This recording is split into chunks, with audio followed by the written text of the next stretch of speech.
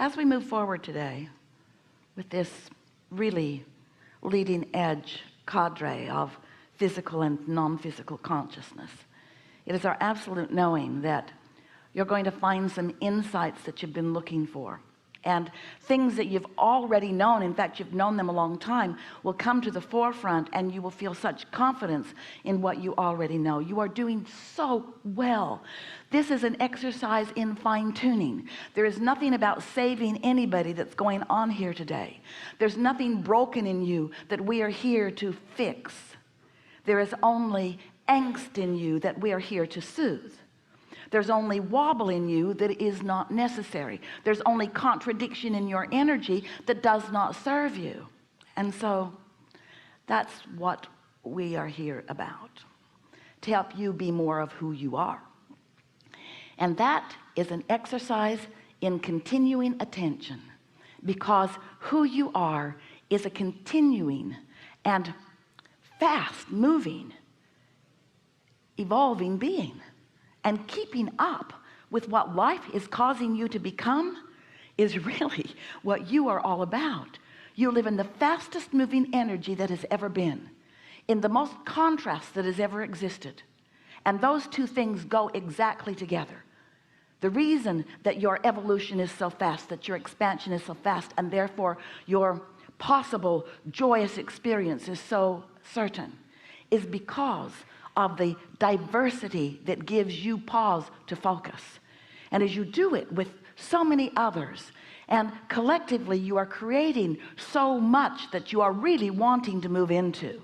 You've created through your attention, and therefore through your emission of vibration, a vibrational reality that is the premise of all things to come, that future generations will come into already knowing and experiencing. It's just you who are here with the old world, and from your basis in the old world you are creating the new world. It's only you that have one foot in the old world and one foot in the new world who are having any struggle. New ones being born in don't have any struggle. They're born in to the vibration of what is.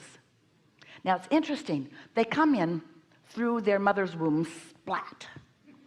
Here they are in physical experience, dominantly non-physical energy. And then, oddly from our perspective, you who've been here before, take these fresh little new ones who are pure positive energy, who are the vibrational equivalency of your vibrational reality, that vibrational reality that we call the vortex. We want you to accept its realness.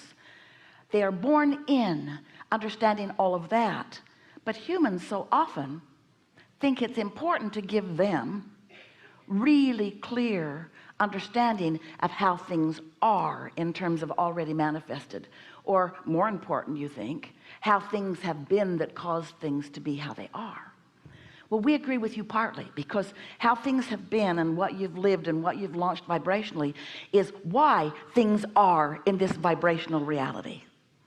But those new ones already feel that, and they are moving steadily toward their manifestation of this new reality. But you're not so much. You don't move steadily toward your new reality because you are so enamored with the reality you've got, except you complain about it all the time. So the reality that you've got keeps you from moving to the reality that you want. And that really is what we will be talking about here today. How can you release yourself from the habit of thought? That's what a belief is. A belief is a thought you continue to think. A belief or an expectation. Esther got on the airplane in San Antonio really early yesterday morning and changed planes in Los Angeles at LAX airport. And everything was wonderful. They all got on the second plane and sat there for a while, and then there was an announcement, everybody get off because the plane is not going to fly because there is weather in San Francisco, which Esther and her iPhone knew was not true.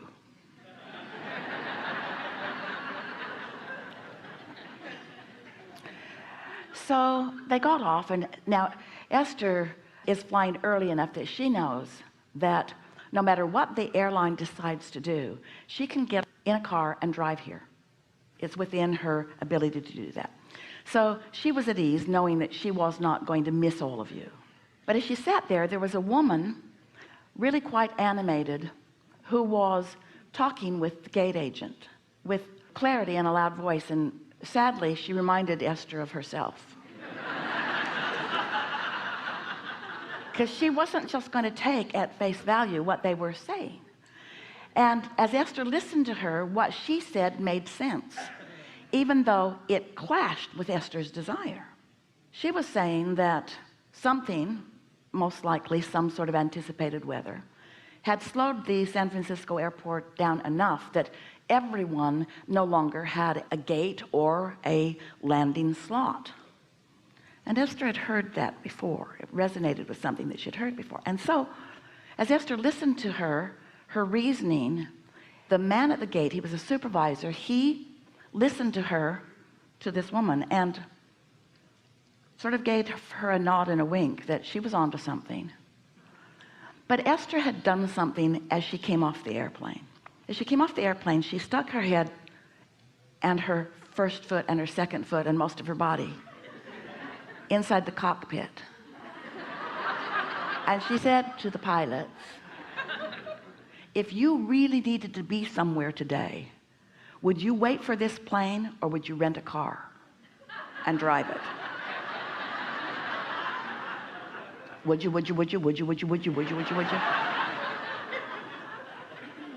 And the captain of the ship said, I wouldn't drive it. I'd wait for this airplane. And Esther thought, good enough. So here's Esther. She's had experiences where they have delayed a flight and delayed it and delayed it and delayed it and delayed it and delayed it and then finally canceled it. And she knows that if you wait around long enough, then there are no other options except maybe to drive all night.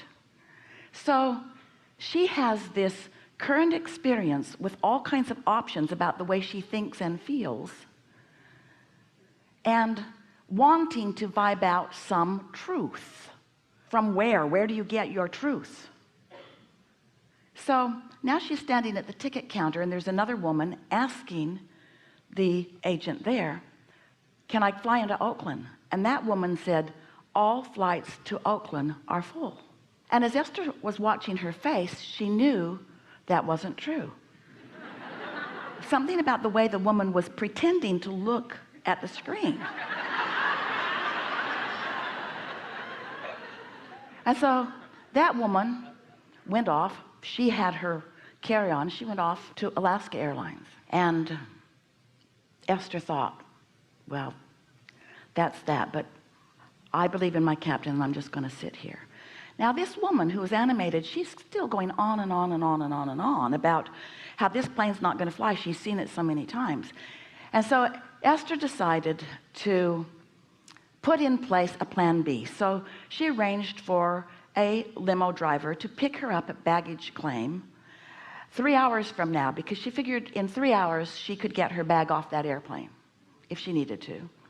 And so now she is sitting there relaxed and in some sense of relief, knowing that she was going to get what she wanted, even though she could feel that she was banging it out in an unnecessary way.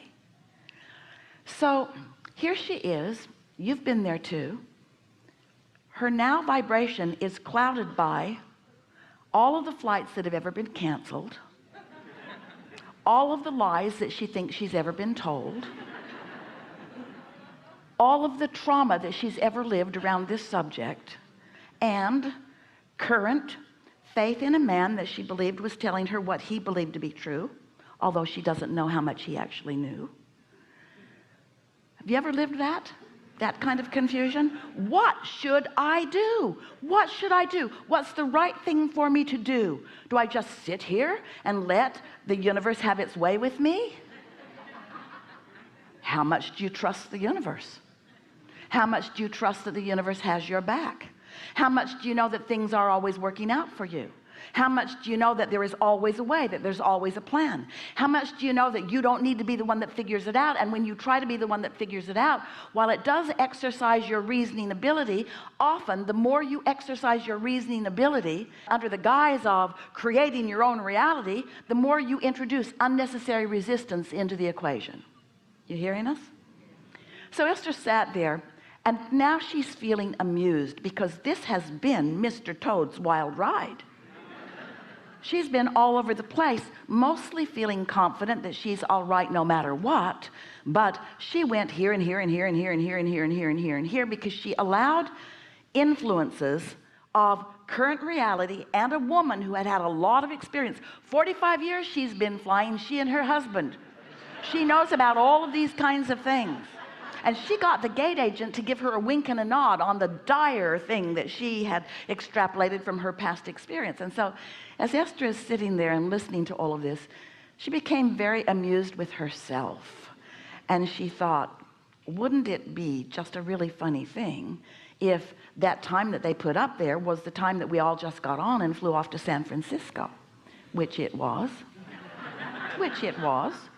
It was a slight delay. It was a 3-hour delay, but it wasn't a canceled flight. And as Esther is settling into her seat, she is saying to herself, what has this life experience brought to me? What do I now know in a clearer way? What do I now know? What do I know more clearly than ever before? Things are always working out for me. There is always a path, and nothing serious is going on here. And what else?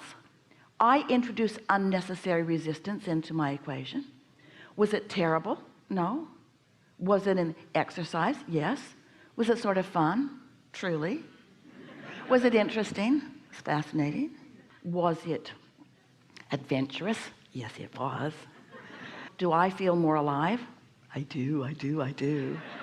Did I make friends? Yes. Is there something I would have rather been doing with that time? No. Is it what living life is? Yes. Sitting in your environment, assessing what's going on, digesting it, just like eating a yummy vibrational meal. There isn't anything serious going on, no matter what it seems like. Esther was thinking, well, the stakes feel higher to me because I'm not just going to buy art.